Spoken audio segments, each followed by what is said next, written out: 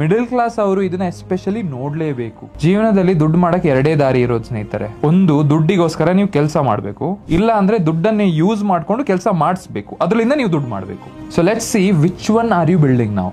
Active income ಅಂದ್ರೆ ನೀವು ನಿಮ್ಮ ಟೈಮ್ ನ ಟ್ರೇಡ್ ಮಾಡ್ತಿದ್ದೀರಾ ದುಡ್ಡು ಮಾಡಕ್ಕೆ. ನೀವು ಎಷ್ಟು ಟೈಮ್ ಕೆಲಸ ಮಾಡ್ತೀರಾ ಅಷ್ಟು ನಿಮಗೆ ದುಡ್ಡು ಬರುತ್ತೆ, ಕರೆಕ್ಟಾ?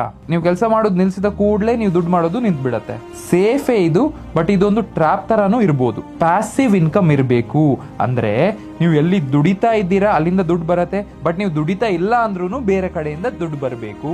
ಡಿಜಿಟಲ್ ಪ್ರಾಡಕ್ಟ್ಸ್ ಇರ್ಬೋದು, ಅಥವಾ ನೀವು ಇನ್ವೆಸ್ಟ್ಮೆಂಟ್ಸ್ ಮಾಡಿರೋದು ಇರ್ಬೋದು, ಎಲ್ಲಿ ನಿಮ್ಮ ತಲೆ ಜಾಸ್ತಿ ಯೂಸ್ ಆಗಲ್ಲ, ನಿಮ್ಮ ಟೈಮ್ ಯೂಸ್ ಆಗಲ್ಲ, ಅಂಡ್ ಅದರಷ್ಟಕ್ಕೆ ನಿಮ್ಗೊಂದು ಸೋರ್ಸ್ ಆಫ್ ಇನ್ಕಮ್ ಬರ್ತಾ ಇರ್ಬೇಕು. ಸೊ ಅದೊಂದ್ಸತಿ ಸೆಟ್ ಆಗ್ಬಿಡತ್ತೆ. ಇನ್ನೊಂದ್ ಕಡೆ ನೀವು ಸಹ ದುಡಿತಾ ಇರ್ತೀರಾ. ಸೊ ಎರಡು ಕಡೆನೂ ನಿಮ್ಗೆ ಕಾಂಟ್ರಿಬ್ಯೂಷನ್ ಬರುತ್ತೆ.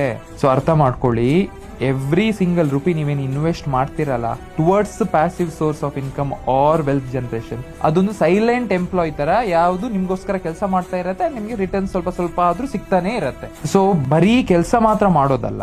ಸೊ ಆಗಿದ್ರೆ ನಿಮ್ ತಲೆಯಲ್ಲಿ ಬರ್ಬೋದು, ದುಡ್ಡಿಲ್ಲ ಅಂದ್ರೆ ನಾವು ನಮ್ದೇ ಹೇಗೆ ಏನಾದ್ರು ಸ್ಟಾರ್ಟ್ ಮಾಡೋದು, ಅವ್ರು ಇನ್ವೆಸ್ಟ್ ಹೇಗೆ ಮಾಡೋದು. ಆಗ ನೀವ್ ಏನ್ ಮಾಡ್ಬೇಕು ಅಂದ್ರೆ, ನೀವೇನ್ ದುಡಿತಾ ಇರ್ತೀರಲ್ಲ ಅದರಲ್ಲಿ ಸ್ವಲ್ಪ ಸ್ವಲ್ಪ ಸ್ವಲ್ಪ ತೆಗೆದು ಇನ್ವೆಸ್ಟ್ ಮಾಡ್ತಾ ಇರಿ, ಅದರಲ್ಲಿಂದ ವೆಲ್ತ್ ಜನರೇಷನ್ ಆಗತ್ತೆ. ಸೊ ನೀವು ಎಷ್ಟು ದುಡಿತೀರಾ ಇಂಪಾರ್ಟೆಂಟ್ ಅಲ್ಲ, ನೀವು ದುಡಿಯುವಾಗ ನಿಮ್ ಸ್ಕಿಲ್ ಏನು ಇಂಪ್ರೂವ್ ಮಾಡ್ತೀರಾ ಅದರಿಂದ ನೀವು ಇನ್ನೂ ಜಾಸ್ತಿ ದುಡಿತೀರಾ, ಅದನ್ನ ನೀವು ರೈಟ್ ಜಾಗಕ್ಕೆ ಇನ್ವೆಸ್ಟ್ ಮಾಡ್ತೀರಲ್ಲ, ಅದು ಅದರಷ್ಟಿಗೆ ಗ್ರೋ ಆಗತ್ತೆ, ಅದು ಇಂಪಾರ್ಟೆಂಟ್.